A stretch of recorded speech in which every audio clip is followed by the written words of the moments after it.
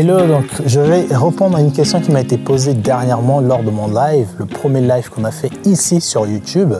La question c'était, est-ce que je devrais faire plusieurs choses sur ma chaîne YouTube? La réponse elle est simple, c'est non. Donc si ça te va, tu peux arrêter la vidéo maintenant, ou sinon si tu veux encore creuser un peu plus, reste. Si tu associes par exemple McDo à burger et KFC à poulet, c'est parce que KFC, quand il fait sa communication, il parle principalement que de poulet. Alors, je ne mange pas du tout KFC. À l'époque, comme je mangeais quand j'étais en Asie, je sais que KFC proposait aussi normal, des frites, des burgers aussi avec du poulet dedans et d'autres choses. Okay? Et pareil pour McDo, bien sûr, il y avait d'autres types de burgers. Ils vendaient aussi même du poulet, des tenders. Aujourd'hui, quand tu dis burger, directement, on pense à McDo, même s'il y a Burger King derrière. Mais voilà. Okay? Donc, quand tu lances une chaîne YouTube, par exemple, au tout début, pour que les gens s'identifient à toi, pour que les gens fassent un lien direct à toi, il faut que tu restes sur une seule thématique. Alors, je sais que ça va frustrer des gens à rester sur une seule thématique. Ouais, ça veut dire quoi? Moi, je sais faire beaucoup de choses, je ne pourrais pas. Bah, malheureusement, c'est ça. Si tu veux te lancer aujourd'hui, il faut que tu te dises, je veux parler par exemple de broderie. Okay? La broderie, c'est large. Mais si déjà tu parles que de broderie, la broderie dans les vêtements de bébé, la broderie dans les sacs, la broderie dans la maroquinerie, la broderie chaussures, bijoux, il y en a 15 millions de manières de parler de broderie.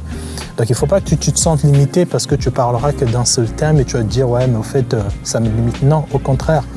Une fois que les gens vont t'identifier à ce sujet-là, là tu pourras avoir le luxe de diversifier ton contenu. Aujourd'hui, une personne qui a 100 000 abonnés, 50 000 abonnés, 200 000 abonnés, cette personne a le luxe de présenter à son audience d'autres sujets qui n'ont rien à voir avec son sujet de prédilection. Par exemple, sur la chaîne de Ibrahim Kamara, il parle beaucoup de YouTube Money, comment faire de l'argent sur YouTube, les astuces et tout ça.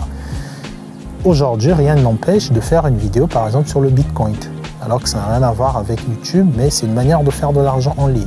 Il peut aussi parler d'immobilier, il a fait une fois, il peut parler un peu de tout. Demain, il peut même se mettre à parler de relations amoureuses et tout, parce que le gars, il a réussi à fidéliser 300 000 personnes et il peut se permettre de se dire que bah les gars, je sais que dans votre vie, vous n'êtes pas que intéressé à YouTube, mais aussi à d'autres choses. Mais toi, à ton petit début, tu n'as pas ce luxe-là de le faire. Déjà, un, pour tes gens qui arrivent sur ta chaîne, bah, c'est un peu confus. Et deux, c'est surtout pour l'algorithme. Okay? Quand tu as un petit compte, ton algorithme de YouTube ne te connaît pas. Et donc, du coup, quand tu sors des vidéos, l'algorithme ne se presse pas à promouvoir tes vidéos parce qu'elle ne maîtrise pas encore ton audience. Okay? Mais par contre, quand tu as 300 000 personnes et que tu parles d'un sujet clé, le jour que tu parleras de d'autres choses, l'algorithme connaît déjà ta chaîne.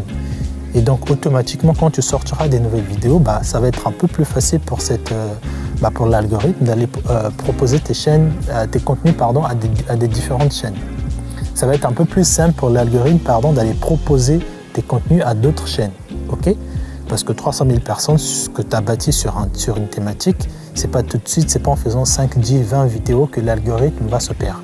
Et par contre, toi, si tu commences à parler de broderie, parce que tu aimes bien la broderie, tu as travaillé dedans, et qu'un autre jour, tu viens parler de gâteaux parce que madame sait aussi faire des gâteaux, en fait, l'algorithme ne pourra pas te promouvoir et elle ne saura pas à qui envoyer ton contenu. Donc moi, je dis toujours, la règle de 100, c'est de faire 100 vidéos YouTube pour que l'algorithme commence vraiment à t'identifier comme étant expert dans ce domaine-là. Okay? Sachez que les algorithmes, c'est juste des robots. Il n'y a pas une personne qui vient, non. Sauf dans des cas extrêmes où YouTube décide de fermer ton compte ou de faire quoi que ce soit, il va regarder ce que l'algorithme a rendu comme rapport et décider de fermer ton compte. D'accord? Mais sachez que tout ce qui se passe, pour qu'on mette en avant ton compte, il faut que tu respectes ce que l'algorithme a établi comme règle. Ok? Donc j'espère que cette petite vidéo t'a servi. Dis-moi dans les commentaires si tu veux que je fasse un autre sujet. Et prochainement, je vais vous parler de cette fameuse règle de 100. J'en ai parlé l'autre fois, faire 100 vidéos. Et je veux bien te détailler dans une prochaine vidéo que tu trouveras ici, quelle est l'importance d'avoir 100 vidéos quand tu te lances sur YouTube. Tu vas comprendre pourquoi. Allez, à toutes. Va cliquer là, va cliquer là.